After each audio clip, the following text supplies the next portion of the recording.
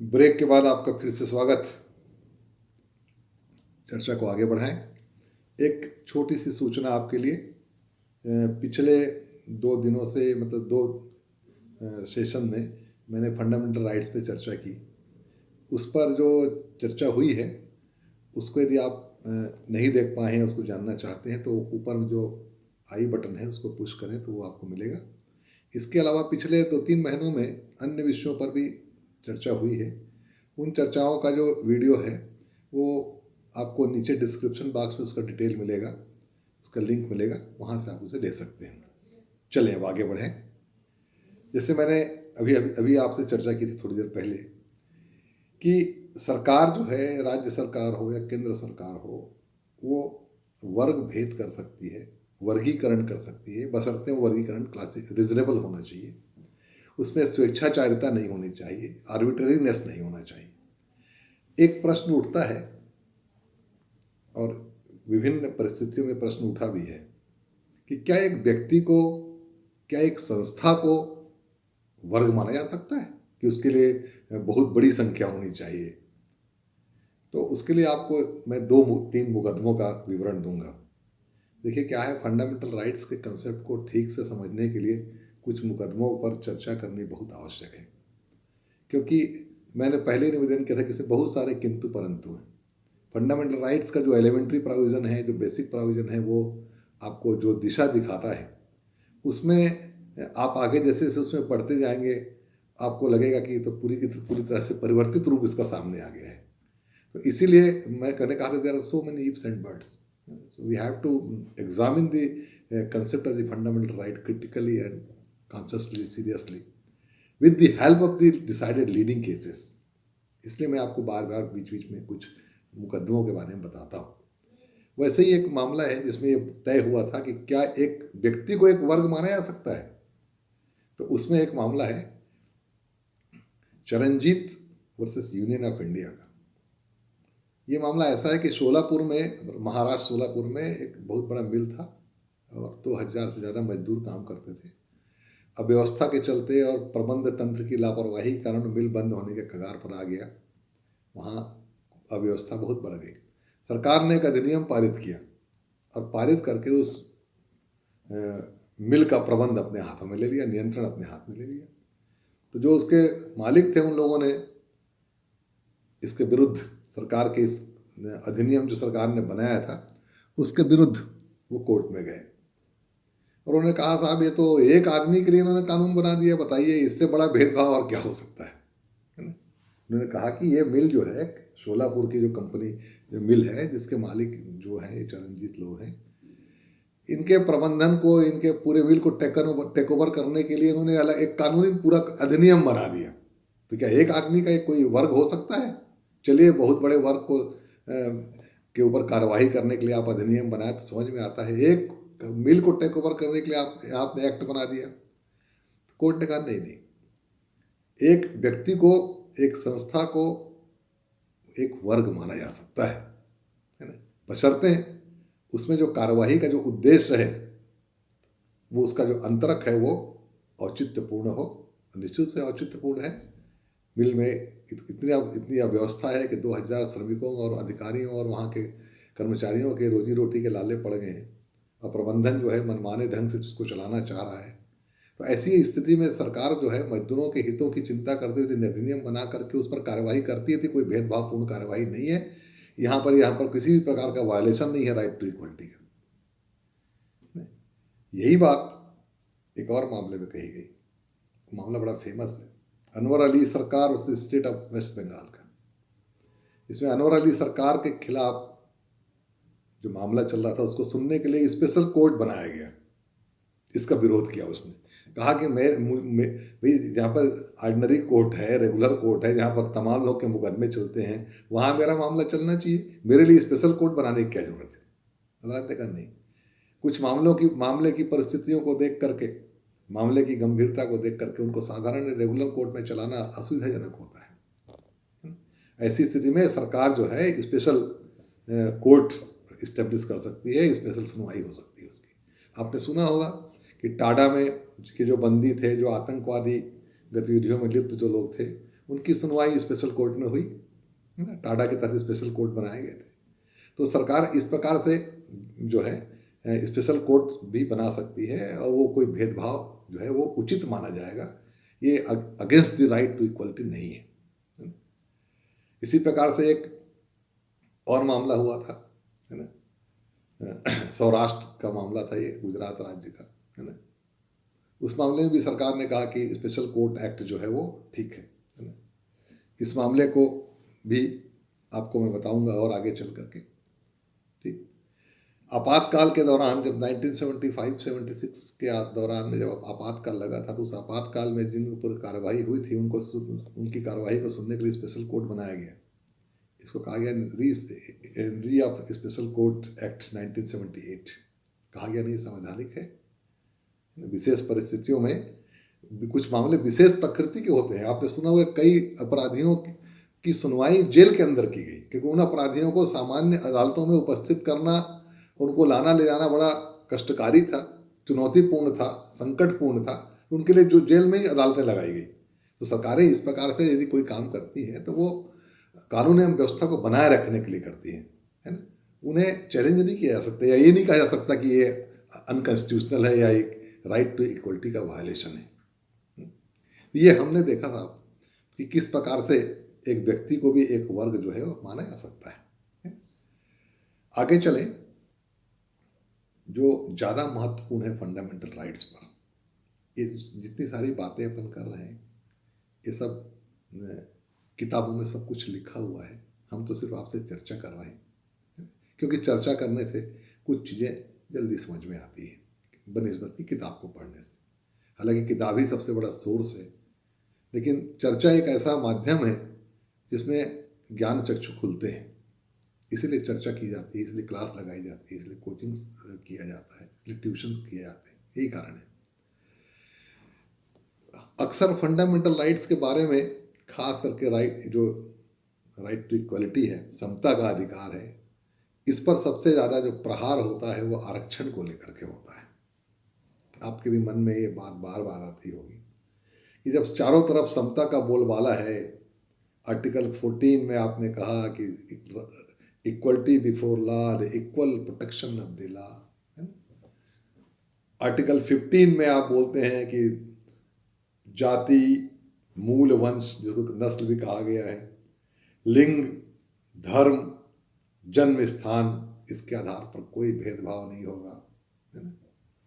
फिर आप बोलते हैं आर्टिकल 16 में कि साहब जितनी अपॉर्चुनिटी पब्लिक सेक्टर की नौकरी की है ना, जितनी भी अपॉर्चुनिटी है वहाँ पर सब में अवसर की समानता होगी, है ना। Everybody, every citizen have equal opportunity in the matter of public employment. फिर 17-18 में चलिए अनटचेबिलिटी है और एवोल्यूशन ऑफ टाइटल है। लेकिन 15 और 16 और 14 ये तीनों मिल करके जो आपके पास सामने जो दृश्य प्रस्तुत करते हैं, जो एक सिनेरियो आता है, बहुत सुंदर, बड़ा पवित्र लगता है कि देखिए कानून की नज़रों में सब लोग समान हैं। ठीक है, कुछ विशिष्ट व्यक्तियों को हम विशेषाधिकार देते हैं। आपके आर्टिकल 361 में गवर्नर को, प्रेसिडेंट ऑफ इंडिया को कुछ स्पेसिफिक पावर भी दिए गए हैं और प्रिविलेजेस भी हैं कि उनको ऑर्डिनरी आदमी के समान आप उनके साथ ट्रीट नहीं करते, वो उनके पद के अनुरूप है ना। वो एक स्पेसिफिक लॉ के तहत प्रोटेक्टेड है। लेकिन सामान्य कानून के तहत वो भी आते हैं कि जैसे वो कोई सामान्य कानून के अंतर्गत कोई सामान्य कानून का उल्लंघन करेंगे, कोई अपराध करेंगे, कहीं अपराध में संलिप्त पाए जाएंगे तो एक कार्यवाही होगी, या तो पद को अपने से त्याग पत्र देंगे, है ना, और या उनको हटा दिया जाएगा प्रक्रिया के तहत। तहाँ से वो साधारण व्यक्ति होगा, साधारण कानून से वो गवर्न होंगे, मतलब साधारण कानून का प्रभाव उनके ऊपर रहेगा, वो कानून से ऊपर तो नहीं है ना। लेकिन चूंकि वो देश के अति महत्वपूर्ण व्यक्ति हैं, सम्मानित व्यक्ति हैं, इसलिए उनको तो आपको कहीं ना कहीं प्रोटेक्ट करना पड़ेगा। तो वो समता के विरुद्ध नहीं है, वो तो कॉन्स्टिट्यूशन में है अंडर आर्टिकल 361। लेकिन आर्टिकल 15 में आप देखें और आर्टिकल 16 में देखें, उसमें भी 15 में भी एक बात कही गई कि धर्म के आधार पर, जाति के आधार पर, नस्ल के आधार पर, मूल वंश के आधार पर, लिंग के आधार पर, जन्म स्थान के आधार पर किसी के साथ कोई भेदभाव नहीं होगा। किसी को किसी इस आधार पर किसी को किसी सार्वजनिक स्थल पर, जहाँ पर होटल है, रेस्टोरेंट है, स्नान का जगह है, कुआं है ना, और भी जितने पब्लिक प्लेसेस हैं यहाँ पर जाने से रोका नहीं जाएगा, उनकी कोई अयोग्यता नहीं मानी जाएगी, कोई भेदभाव नहीं होगा। ठीक है, उसी प्रकार से आर्टिकल 16 आपको कहता है कि हर प्रत्येक व्यक्ति को, है ना, every citizen have equal opportunity in respect of the public employment. सरकारी नौकरी, सरकारी लोक नियोजन है, उससे प्रत्येक व्यक्ति को समान अवसर होंगे। ये हमारा आपका इसका जो एलिमेंट्री बेसिक सिनेरियो है ये है। लेकिन उसके बाद फिर प्रश्न उठता है कि साहब ये सारी इतनी सारी बढ़िया बढ़िया गुडी गुडी बातें हैं, तो फिर ये हमारे सामने ये आरक्षण का मसला क्यों आता है, ये इसका क्या कंसेप्ट है और क्यों इसको हमने इसको किस तरह से हमने इसको अपनाया और किस तरह से हम उसको चला रहे हैं, है ना, इसके क्या प्रॉस एंड कॉन्स हैं, ये सारी बातें आपके हमारे मन में आती है ना। तो जब भी फंडामेंटल राइट्स पे, खास करके राइट टू इक्वलिटी पर चर्चा होती है, ये प्रश्न हमेशा उपस्थित होता है कि what is the concept of the reservation और हाउ इट इज इनकॉर्पोरेटेड और how it is implemented through the constitution. तो now let us talk regarding this, ये बहुत इंपॉर्टेंट है और ये दोनों आर्टिकल 15 को और आर्टिकल 16 को कवर करता है, इसी के अनुसार है। देखिए, मैंने जैसे पहले निवेदन किया कि आर्टिकल 15 में कहा गया है, 15 को पहले पढ़ेंगे। आर्टिकल 15 कहता है कि जो राज्य है वो धर्म, रिलीजन, रेस, मूल वंश, कास्ट, जाति, लिंग, सेक्स और बर्थ प्लेस के आधार पर कोई भेदभाव नहीं करेगा, के आधार पर कोई भेदभाव किसी के साथ नहीं करेगा। It is A extension of the article 14, एक प्रकार से उसका एक मापदंड बताता है, पैरामीटर तय करता है ना, कि इक्वलिटी का आखिर मापदंड क्या है। लेकिन इसमें एक बात ध्यान रखने की बात है कि आर्टिकल 15 जो है सिर्फ सिटीजन के लिए है। It extends the rights to the citizen only, it is not available for non citizen, where is the article 14 is available not only for the citizen of India but the non-citizen of India too. तो इस हिसाब से the ambit of the section 15 is narrower in comparison of the section article 14. The ambit of the article 15 is narrower than the provision of the article 14. Article 14 citizen non-citizen दोनों के लिए है, क्योंकि article 15 क्या बोलता है, सिर्फ सिटीजन के लिए है कि राज्य जो है नागरिकों से, सिटीजन जो है नागरिकों से इस आधार पर कोई भेदभाव नहीं करेगा। यही आर्टिकल कहती है कि इसी आधार पर, धर्म के आधार पर, जाति के आधार पर, मूल वंश के आधार पर, सेक्स के आधार पर, बर्थ प्लेस के आधार पर किसी को कहीं जाने से रोका नहीं जाएगा, उसको अयोग्य नहीं माना जाएगा, है ना। किसी पब्लिक प्लेस में मैंने the citizen shall not be subjected to be disability, restriction or any kind of the prevention regarding the public place, regarding the bath ghat, स्नान का घाट जो है वो, वेल्स, कुआं, जलाशय, रेस्टोरेंट, होटल, दुकान, जो सरकार के द्वारा नियंत्रित हैं या सरकार के द्वारा फंडेड हैं या सरकारी नियंत्रण में, यहाँ जाने से किसी को कोई नहीं रोकेगा इस आधार पर। ठीक है, अच्छी बात है। अब आइए आर्टिकल 15 के तीसरे हिस्से पर, 15(3) पर, ये थोड़ा सा कहता है, इसी गौर करने के लायक बात है कि ऊपर के होते हुए भी, इन सब के होते हुए भी जो सरकार है वो महिलाओं और बच्चों के लिए स्पेशल प्रोविजन कर सकती है। The state shall not be prevented to make special provision, special exercise, consider the larger interest of the children and women. महिलाओं और बच्चों के हित को ध्यान देखते हुए, उनकी स्थिति को देखते हुए सरकार उनके लिए स्पेशल प्रोविजन कर सकती है। मतलब लिंग के आधार पर सरकार भेदभाव कर सकती है, वर्गीकरण कर सकती है, बस उसको मनमाना पूर्ण नहीं होना चाहिए। ठीक है, ये 15(3) से आपने देखा कि ये सरकार ने ये आरक्षण के लिए या की दिशा में आगे बढ़ना शुरू किया। आपका जो कॉन्स्टिट्यूशन यही से बोलता है कि महिलाओं के लिए और बच्चों के लिए सरकार स्पेशल प्रोविजन कर सकती है। वहाँ पर फिर वो ऊपर का जो आपने कहा ना कि लिंग के आधार पर भेदभाव नहीं करेगी सरकार, यहाँ पर उसको प्रोविजन को दे दिया गया है कि सरकार चाहे तो महिलाओं की और बच्चों की हितों का संरक्षण करने के लिए अलग से कानून बना सकती है, उनको अलग से ट्रीट कर सकती है। ठीक। अब देखिए उसमें एक मामला बताता हूं आपको, Nargis Mirza versus management of air India.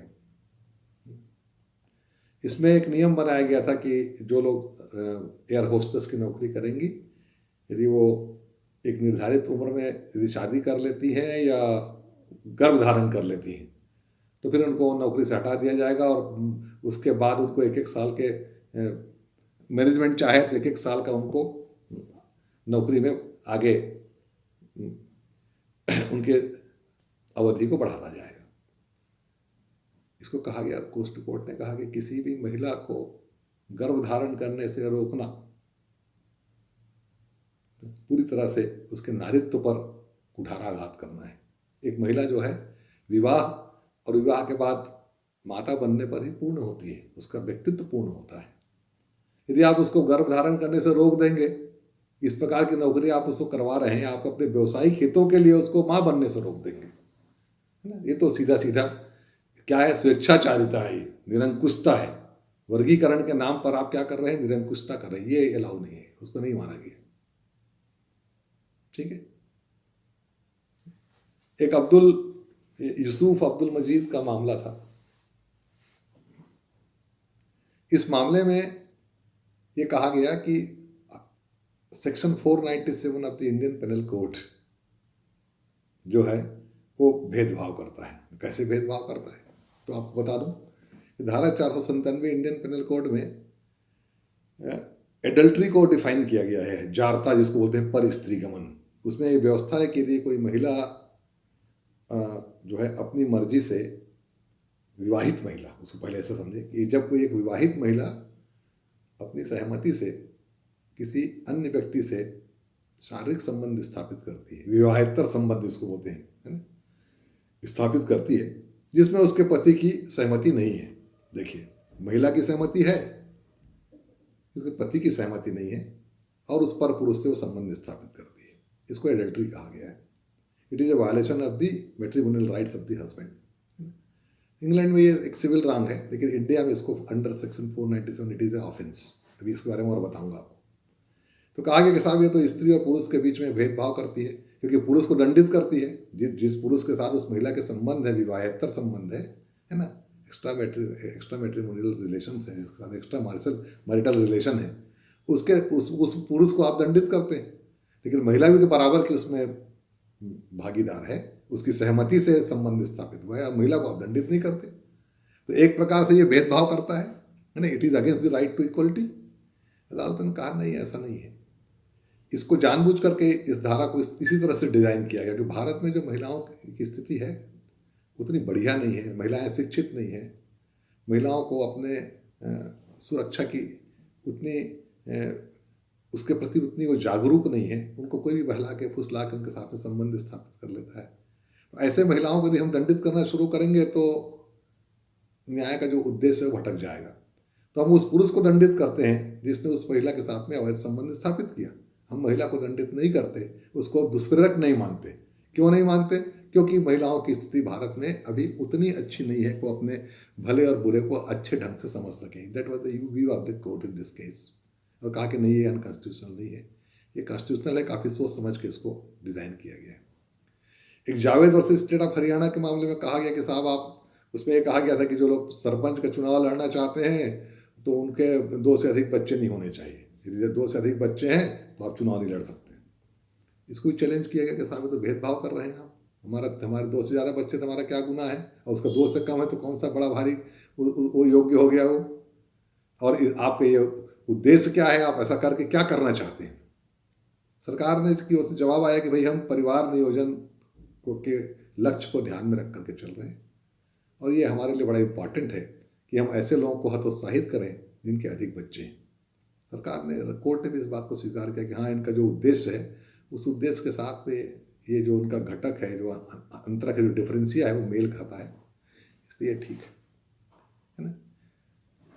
एक मामले में आप देखेंगे दीपाल राज वर्सेस यूनियन ऑफ इंडिया का मामला है, जिसमें कहा गया कि घरेलू हिंसा से महिलाओं का जो संरक्षण अधिनियम है उसमें सिर्फ महिला को प्रोटेक्शन दिया गया है और महिला के द्वारा ही रिपोर्ट किया जाएगा और किसी के द्वारा रिपोर्ट नहीं किया जाएगा, उसी को वाद लाने का, उसी को परिवाद लाने का अधिकार है। ये तो भेदभावपूर्ण है। तो उसमें कहा कि भाई घरेलू हिंसा से महिलाओं का संरक्षण अधिनियम है, इसलिए इसे महिला को ही ज़्यादा प्रभावशाली बनाया गया है, उसी को ही रिपोर्ट करने की, उसी को ही आगे बढ़ने की कार्रवाई शुरू करने का अधिकार है। इसमें कोई गलत नहीं है। महिलाओं के संरक्षण के लिए इस प्रकार से कानून बनाए जाने चाहिए। कोर्ट का भी होता है। तो इस प्रकार से देखिए कि महिलाओं के और बच्चों के संरक्षण के लिए जो सरकारें हैं वो थोड़ा सा भेदभाव तो कर सकती हैं। अभी मैंने आपको 497 बताया ना एडल्ट्री के बारे में, जिसको एक अब्दुल यूसुफ मजीद के मामले के इसमें उन्होंने उसको कहा था कि नहीं ये कॉन्स्टिट्यूशनल है। अभी 2018 में एक कॉन्स्टिट्यूशन बेंच ने उसको अनकॉन्स्टिट्यूशनल घोषित कर दिया है। जोसेफ शाइनी के एक थे, उन्होंने एक रिट पिटीशन लगाया था सुप्रीम कोर्ट में और कहा था कि देखो साहब सेक्शन 497 जो है वो ठीक नहीं है, ये भेदभाव तो करता ही है। उसके साथ साथ में इसमें एक विचित्र कंसेप्ट है कि पति की सहमति के बिना यदि वो विवाहित स्त्री दूसरे पुरुष के साथ संबंध स्थापित करती है तो ये वो अपराध है परिस्त्रीगमन का, और पुरुष जिसके साथ संबंध स्थापित करते उसको दंडित किया जाएगा। स्त्री को आप दंडित नहीं करते, एक तो ये भी राइट टू इक्वलिटी के अगेंस्ट है। और दूसरी बात ये है कि यदि आप ये कहना चाहते हैं कि यदि वो अपने पति की सहमति से संबंध स्थापित करे तो अपराध नहीं है? कुल मिला के अर्थ तो यही निकलता है, इस धारा को पढ़ें तो अर्थ तो यही निकलता है कि पति की सहमति के बिना यदि वो किसी दूसरे पुरुष से संबंध स्थापित करती है तो परिस्त्रीगमन का अपराध है, जिसमें वो पुरुष को दंडित किया जाएगा।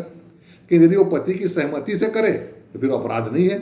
मतलब ये हुआ कि पति की प्रॉपर्टी हो गई वो, है ना? तो एक प्रकार से महिलाओं की गरिमा पर भी ये कुठाराघात है। तो इसलिए ये दोनों ही तरीकों से ये धारा किसी भी तरह से चलने योग्य नहीं है। तो इसको सुप्रीम कोर्ट ने स्वीकार किया है और सुप्रीम कोर्ट की एक बेंच ने इसको अनकॉन्स्टिट्यूशनल घोषित कर दिया। आप इसको ध्यान में रखेंगे, है ना। जोसेफ शाइनी के केस में 2018 में section 497 has been declared unconstitutional by the honourable Supreme Court. तो ये हमने देखा कि किस प्रकार से 15(3) के अंतर्गत जो है ये फिर से एक बार महिलाओं के लिए और बच्चों के लिए जो राज्य सरकारें हैं और केंद्र सरकार है वो भेदभाव कर सकती है, कानून बना सकती है, उनके लिए स्पेशल प्रोविजन कर सकती है। अब अपना है 15(4) पर जो ज़्यादा इम्पॉर्टेंट है ना, जो ज़्यादा सही ढंग से विचार करने और सुनने के लायक है।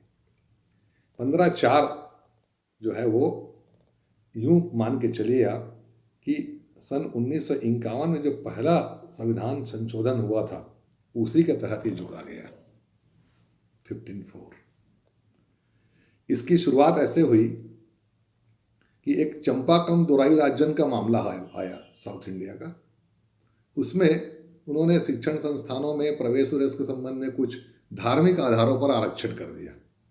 इसको चुनौती दी गई और कहा गया कि साहब तो आर्टिकल 15 का उल्लंघन है, क्योंकि उसमें लिखा है कि धर्म के आधार पर, जाति के आधार पर कोई आरक्षण नहीं होगा, कोई भेदभाव नहीं होगा। इन्होंने कर दिया है, उसको कोर्ट ने उठा के अनकॉन्स्टिट्यूशनल बना दिया, है ना। तो उसको ठीक करने के लिए, चूँकि वो जरूरी था, सरकार की नज़रों में था कि भाई इस प्रकार की व्यवस्था तो करनी पड़ेगी, क्योंकि कुछ क्षेत्र बहुत ही पिछड़ा हुआ है, शिक्षा के क्षेत्र में, सामाजिक क्षेत्र में, आर्थिक क्षेत्र में, हर क्षेत्र में पिछड़ा है। वहाँ के लोगों को जब तक आप आउट ऑफ वे जा करके रिजर्वेशन नहीं देंगे, उनको मेन ट्रैक पर लाने की कोशिश नहीं करेंगे, तब तक हम ये समानता का जो राइट टू इक्वलिटी है उसका कंसेप्ट ये भी है ना भाई कि आप असमान को समान बनाने की कोशिश करिए, आपका लक्ष्य है ना। तो ये इस लक्ष्य को पाने के लिए इतना तो करना पड़ेगा, लेकिन चूँकि उसमें कोई जगह थी नहीं तो संविधान में संशोधन किया गया और संविधान में संशोधन करके आर्टिकल 15 में क्लास 4 जोड़ा गया। ये क्लास 4 कहता है कि जहाँ पर राज्य सरकार को लगे कि कुछ वर्ग जो है वो पिछड़ा वर्ग है, सामाजिक रूप से और शैक्षणिक रूप से पिछड़ा हुआ है या अनुसूचित जाति या जनजाति वर्ग का है, तो उसके उत्थान के लिए, उसको मेन स्ट्रीम में लाने के लिए, उसके कल्याण के लिए, उसको पूरा प्रतिनिधित्व देने के लिए सरकार स्पेशल प्रोविज़न कर सकेगी, स्पेशल कानून बना सकेगी। यहीं पर से जो है उसकी शुरुआत होती है। और यहीं पर से सरकारों को आरक्षण के संबंध में कानून बनाने का, आरक्षण की व्यवस्था करने का अधिकार मिलता है। ये 54 का जो क्लास है, इस 54 के क्लास और इसी को अपन आगे चलेंगे तो वो 16 आर्टिकल 16 के क्लास 4A और क्लास 5, इस सब को जब आप एक साथ मिला के पढ़ेंगे तब आपको पता चलेगा कि ये जो व्यवस्था है किस प्रकार से है। यहीं पर से राइट टू इक्वलिटी के जो मुख्य प्रोविज़न है उसको बाईपास करके या उसको ओवरटेक करके आरक्षण का प्रावधान किया गया। साफ साफ लिखा है कि जो सोशली बैकवर्ड है, बैकवर्ड क्लास, अनुसूचित जाति और अनुसूचित जनजाति को वर्ग मान करके सरकार उनके उत्थान, उनके कल्याण, उनको राज्य की नौकरियों में और अन्य चीज़ों में प्रतिनिधित्व देने के लिए उनके लिए स्पेशल प्रोविजन कर सकती है, स्पेशल कार्यवाही कर सकती है। उसी के चलते केंद्रीय सरकार और राज्य सरकार की सेवाओं में और प्रवेश में, शिक्षण संस्थाओं में प्रवेश में, सभी में आरक्षण की व्यवस्था की गई है। ये इसका कंसेप्ट है। अब इसमें आगे चलें, इसमें जो महत्वपूर्ण बातें हैं उस पर चर्चा कर लें।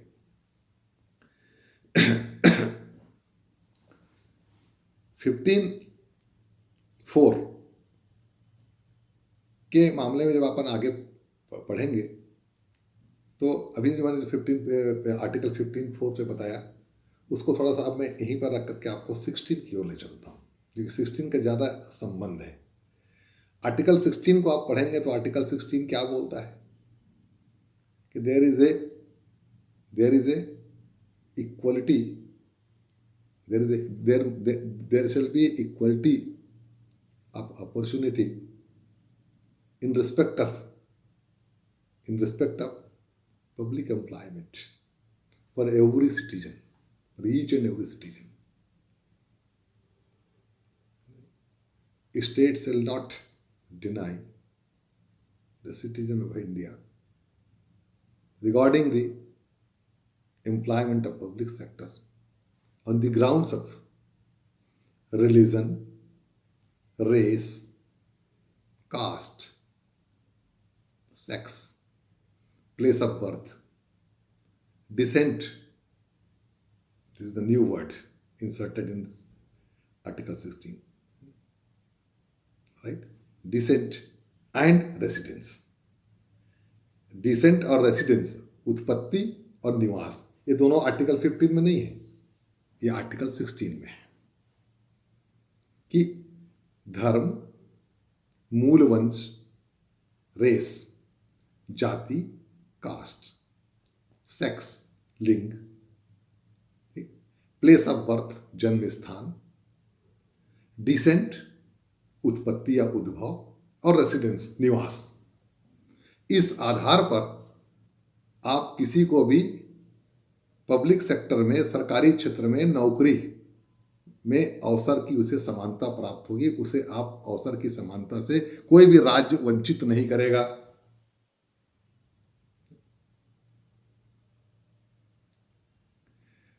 आर्टिकल 15 में यही बात है, लेकिन उसमें दो चीजें नहीं है, उत्पत्ति और निवास से दो चीजें नहीं है, बाकी 5 चीजें हैं, इसमें 7 है। ये फर्क है दोनों, है ना। अब ये इसमें 16 में ये बात कही गई, आर्टिकल 16 में। आर्टिकल 16 फिर वही बात कहता है, आर्टिकल 16 का 4, इन सब बातों के होते हुए भी सरकार, चाहे केंद्रीय सरकार हो या राज्य सरकार हो, वो पिछड़े वर्गों के लिए जो सामाजिक रूप से, शैक्षणिक रूप से पिछड़े हुए हैं, कई कारणों से पिछड़े हैं, उनके उत्थान के लिए, उनको राज्य में प्रतिनिधित्व देने के लिए, उनको सरकारी नौकरियों में प्रतिनिधित्व देने के लिए, और अनुसूचित जाति और अनुसूचित जनजाति के वर्ग को आगे लाने के लिए, उनको राज्य की नौकरियों में प्रतिनिधित्व देने के लिए स्पेशल प्रोविजन कर सकेगी, कानून बना सकेगी, और ये it will not be treated violation of the right to equality. तो देखिए, आर्टिकल 15 का 4 और आर्टिकल 16 का 4, ठीक। आर्टिकल 16 के 4 में 16(4) के अलावा उसमें 16(4)A भी है, जो 77th अमेंडमेंट के द्वारा जोड़ा गया है। ठीक, ये किससे संबंध है? पदोन्नति में आरक्षण। किसमें? पदोन्नति में आरक्षण। क्यों जोड़ा गया? इसलिए लाया गया। नौकरियों में आरक्षण तो ठीक, लेकिन जब पदोन्नति में भी आरक्षण की मांग की गई तब Indira Sahni versus Union of India के मामले में सुप्रीम कोर्ट ने कहा कि पदोन्नतियों में आरक्षण नहीं होगा। आरक्षण यदि नौकरी में मिल रहा है तो पदोन्नति में आरक्षण नहीं मिलेगा। वहां पर तो आपको अपनी कुशलता और योग्यता के आधार पर ही पदोन्नति मिलेगी। उस फैसले से जो लोग पीड़ित थे उनको राहत देने के लिए सरकार ने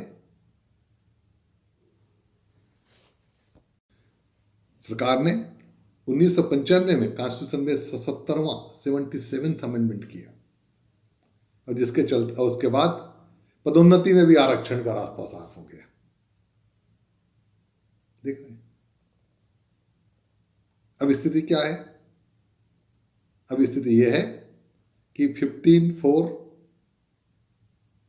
16(4) और 16(4)A ये तीनों आरक्षण से संबंधित प्रोविजन बनाते हैं आप। ठीक, एक महत्वपूर्ण मामला सुनिए इसमें। Balaji versus state of Mysore का मामला है। पुराना मामला है, मैं समझता हूँ 1963 का मामला होगा। इस मामले में ही कह दिया गया था कि किसी भी हालत में कुल आरक्षण, total percentage of the reservation must not be more than 50%। किसी भी हालत में 50% से अधिक जो है वो आरक्षित नौकरियों में या किसी भी नौकरी में आरक्षण नहीं होगा। 50% से ज्यादा सीटें आरक्षित नहीं होगी। ठीक, इंदिरा साहनी के मामले में भी सरकार ने अपने रुख को, कोर्ट ने अपने रुख को कायम रखा था और कहा था कि किसी भी हालत में ये जो आरक्षण है ये 50% से अधिक नहीं होना चाहिए। In other words, the honourable Supreme Court capped the limit of reservation up to 50%।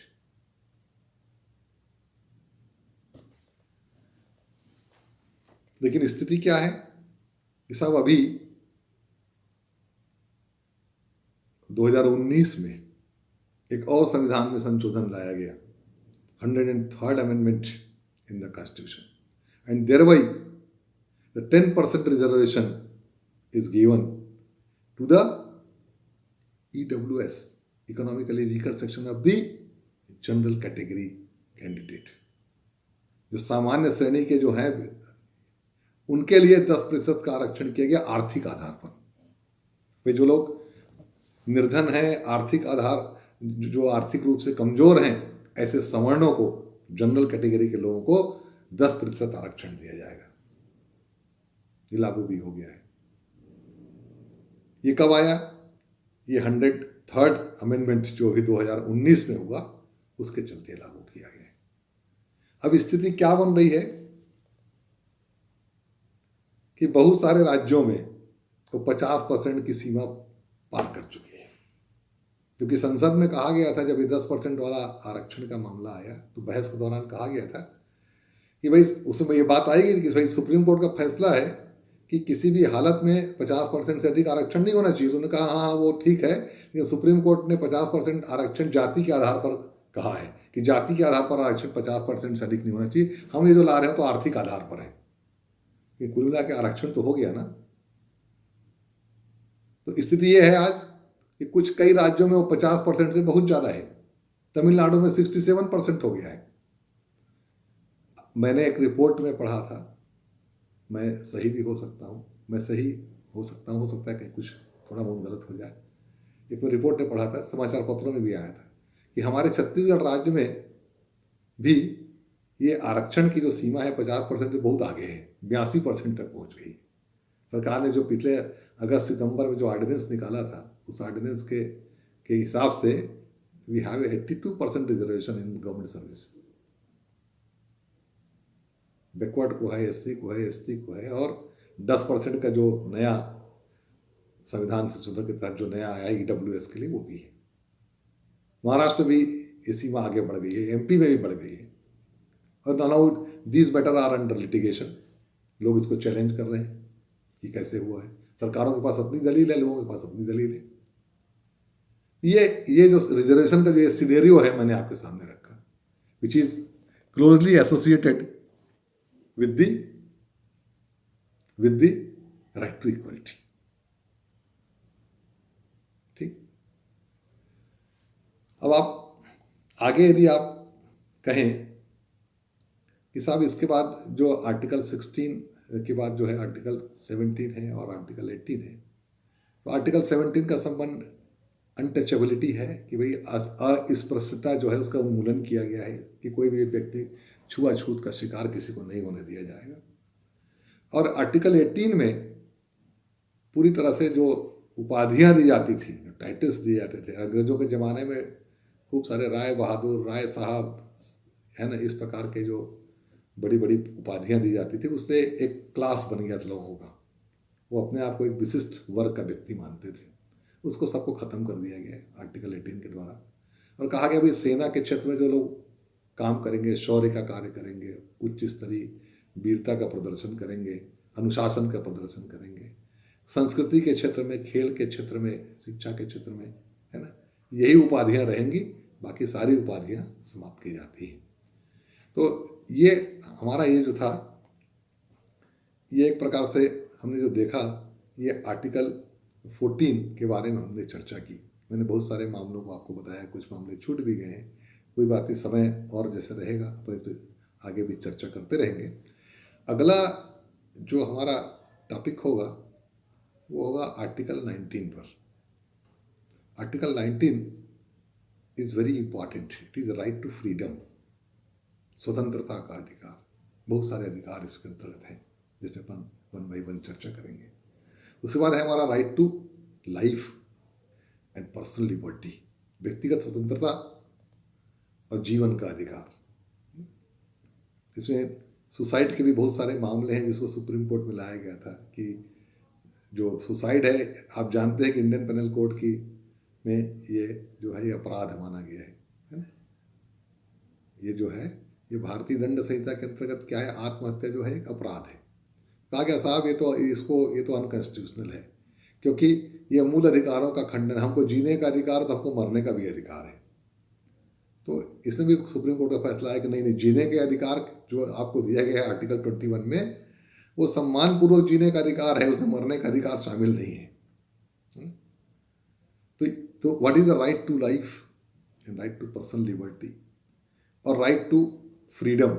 तो right to freedom, freedom of speech, है ना, ये सब चीज़ें, इसमें प्रेस की फ्रीडम ऑफ प्रेस, ये सारी चीज़ें शामिल है। आपको एक बात और बता दूं कि राइट टू इंफॉर्मेशन और राइट टू एजुकेशन, ये दो अधिकार भी आजकल फंडामेंटल राइट्स में शामिल कर लिए गए हैं, है ना। लेकिन right to property is not a fundamental right. ठीक है। एक और बात मैं आपसे चर्चा करना चाहूँगा, वो ये कि कई बार एक प्रश्न उठता है, समान काम के लिए समान वेतन, है ना, क्या ये राइट टू इक्वलिटी के भीतर आता है? समान काम के लिए समान वेतन। तो इसके बारे में बहुत सारे फैसले आए हैं, उसमें साफ साफ कहा गया है कि समान काम के लिए समान वेतन, it is not a right to equality, it is not a fundamental right, but it is a target, it is a target of the government, it is target of the system. ये हमारा लक्ष्य है कि हम समान काम करने वाले को समान वेतन दें। लेकिन दो लोग समान काम कर रहे हैं कि नहीं कर रहे हैं, इसको तय करना, अदालतों ने कहा तय करना हमारा काम नहीं है। इसको तो नियोक्ता और विशेषज्ञ जो है उसके वही लोग तय करेंगे कि कौन दो लोग समान काम कर रहे हैं और उनको समान वेतन मिलना चाहिए कि नहीं मिलना चाहिए। क्योंकि समान काम का अर्थ समान अधिकार और समान उत्तरदायित्व भी होता है। एक व्यक्ति जिसको संविदा के आधार पर या तदर्थ आधार पर या कार्यभारित आधार पर या दैनिक वेतन के आधार पर जिसको रखा गया है ना, उसके वो दायित्व तो नहीं होते जो एक नियमित योग्यता प्राप्त और एक प्रक्रिया के अधीन नियुक्त व्यक्ति की हम करते हैं, है ना। ये तो बेसिक डिफरेंस है दोनों में, है ना। भाई मैं कोई काम के लिए एक प्रक्रिया के तहत नियुक्त हुआ हूँ, उसके बाद और काम का कार्यभार बढ़ने पर एक व्यक्ति को सपोर्टिंग हैंड के रूप में मान लो अपॉइंटमेंट दे दिया गया, एक प्रक्रिया का ज़्यादा पालन नहीं करके उसको तात्कालिक आवश्यकता के रूप में बुला लिया गया। तो यदि वो इस बात का दावा करे कि मैं भी उसी प्रकार का काम करता हूँ जैसा ये करता है, तो वहाँ पर एक प्रश्न उठेगा कि आपके दायित्व में और इसके दायित्व में क्या अंतर है।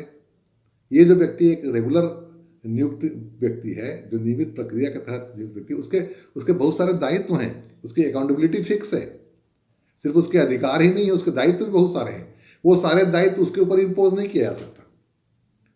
तो ये सारे प्रश्न हैं जिसके बारे में कहा गया कि समान काम और समान वेतन का जो कंसेप्ट है वो एक लक्ष्य है। इस लक्ष्य की पूर्ति के लिए शासन कटिबद्ध है, लेकिन उसके लिए एक फंडामेंटल रूल्स बनाने पड़ेंगे और बहुत सारी चीज़ों पर उस पर चर्चा करनी पड़ेगी कि आखिर हम किस पैरामीटर के आधार पर माने कि ये समान काम कर रहा है और ये इसके अधिकार भी समान है और इसका दायित्व भी समान है ना। तो ये एक ज्वलंत प्रश्न है जो कभी कभी उठाया जाता है, राइट, फंडामेंटल राइट्स। तो आप जाने रहें कि समान काम और समान वेतन, है ना, ये it is not a fundamental rights. और आप ये भी जान लें कि राइट टू इक्वलिटी में ये जो आर्टिकल 14 के अंतर्गत जो हम समानता के अधिकार की बात करते हैं, वहाँ पर कहीं पर भी आर्थिक समानता नहीं है। आर्थिक समानता कोई फंडामेंटल राइट्स नहीं है। ये इसकी गारंटी दी भी नहीं जा सकती, क्योंकि एक व्यक्ति अपनी कुशलता, योग्यता और बहुत सारे जो उसके फैक्टर्स उसके पर्सनालिटी में इन्वॉल्व होते हैं, उसके कारण एक व्यक्ति संपत्ति, धन या अपनी आय अर्जित करता है। और ये हर व्यक्ति में अलग अलग होता है। It varies person to person, है ना। मैं जितना कमाता हूँ जरूरी नहीं है कि आप भी उतना कमाएं, आप जितना कमाते हो तो जरूरी मैं भी कमाऊँ, क्योंकि मेरे और आपकी कुशलता में, व्यक्तित्व में, क्षमता में, मानसिक सोच में, शारीरिक गतिशीलता में, सब में फर्क है। अवसरों की भी समानता अलग अलग है। तो फिर किस प्रकार से हम आर्थिक समानता की बात करें? तो आर्थिक समानता is not included under the head of the article 14। तो मैंने बताया कि right to education and right to information, ये दोनों आजकल फंडामेंटल राइट्स के अंतर्गत आते हैं। समय मिलने पर इस पर भी अपन चर्चा करेंगे। और आपको मैं एक बात और बता दूं कि article 14 fundamental rights, right to equality, article 19 right to freedom and article 21 right to life and right to public, right to personal liberty, ये जो 3 फंडामेंटल राइट्स हैं, इसी को golden triangle of the fundamental rights कहा गया है। क्या कहा गया है? It is the golden triangle of the fundamental rights. किसमें? Maneka Gandhi versus Union of India के मामले में इसको कहा गया कि भारतीय संविधान के ये गोल्डन ट्रायंगल्स हैं, स्वर्णिम त्रिभुज है। कौन से? आर्टिकल 14 जो अभी हमने पढ़ा, आर्टिकल 19 जो अपन आगे चल के पढ़ेंगे, और आर्टिकल 21। तो मैं समझता हूँ कि इस फंडामेंटल राइट्स की जो शुरुआती दौर पर हमने जो चर्चा की, उसमें आपको जो मैंने बताया ये एक प्रारंभिक जानकारी देने के रूप में पर्याप्त है। यदि इस पर आप और बृहत चर्चा आपको करनी है या बृहत इसके बारे में जानकारी करनी है, तो समय समय पर हम मिलते रहेंगे। उसके अलावा जो किताबें हैं, कॉन्स्टिट्यूशन की जो बेसिक किताबें हैं, और उसके अलावा जो कॉन्स्टिट्यूशनल अमेंडमेंट है, उसके अतिरिक्त कॉन्स्टिट्यूशनल जो डिबेट्स होते हैं या जिस पर स्कूलों में, कॉलेजों में जो चर्चाएं होती हैं, इस पर एक टॉपिक बार बार आता है। इसको सुनना चाहिए। इसको सुनने से होगा क्या कि आपको नई नई चीज़ों के बारे में पता चलेगा, क्योंकि इसमें नित्य नए आपने देखा कि इसमें कितने सारे मुकदमे हैं और हर मुकदमे की अपनी अपनी अलग प्रकृति है, हर मुकदमे के तथ्य अलग अलग हैं, माननीय उच्च न्यायालयों के और सर्वोच्च न्यायालयों के फैसले में भी थोड़े बहुत आपको फ़र्क और परिवर्तन देखने को मिले होंगे। तो ये सबसे आप अपडेट रहेंगे तो इसका आपको निरंतर लाभ मिलता रहेगा। थैंक यू सो मच, आपने मेरी बातों को ध्यान से सुना।